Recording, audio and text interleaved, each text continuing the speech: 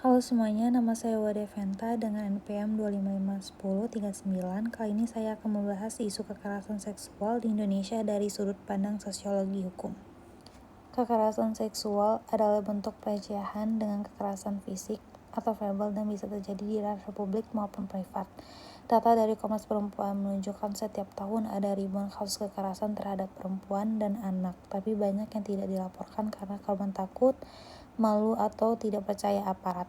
Kasus kekerasan juga sering dilakukan oleh orang terdekat, bahkan muncul bentuk baru seperti kekerasan berbasis cyber, harassment, dan sebar konten intim. Selanjutnya, teori sosiologi hukum. Pendekatan sosiologi hukum membantu melihat kekerasan seksual bukan hanya pelanggaran hukum, tapi juga cerminan masalah sosial. Yang pertama, ada Emil Durkheim, yaitu kekerasan seksual menunjukkan adanya disfungsi sosial. Hukum ada, tapi norma sosial belum mendukung perlindungan korban. Kedua, ada dari Karl Marx, hukum sering berpihak pada kelompok dominan, misalnya budaya patriarki yang masih menempatkan perempuan di posisi lemah. Yaitu yang ketiga, Eugene Ehrlich, hukum hanya efektif kalau hidup di masyarakat. Artinya, kalau masyarakat sadar bahwa kekerasan seksual adalah pelanggaran terhadap kemanusiaan. Selanjutnya ada Philip Nonet dan Philip Selznick, yaitu hukum harus responsif, artinya bisa menyesuaikan diri dengan kebutuhan korban dan tuntutan keadilan sosial.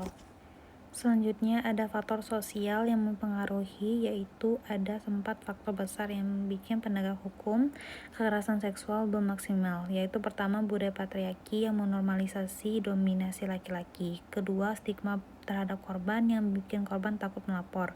Ketiga, ketimpangan akses keadilan terutama bagi masyarakat miskin.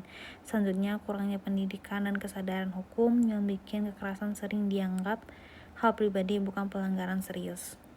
Selanjutnya, upaya penguatan UU TKPS 2022 sudah menjadi langkah besar, tetapi harus didukung dengan pertama, edukasi publik soal kesetaraan gender, kedua, perlindungan dan layanan terpadu bagi korban, ketiga, pelatihan aparat penegak hukum yang berpihak pada korban, keempat, peran media dan lembaga pendidikan dalam membangun kesadaran sosial.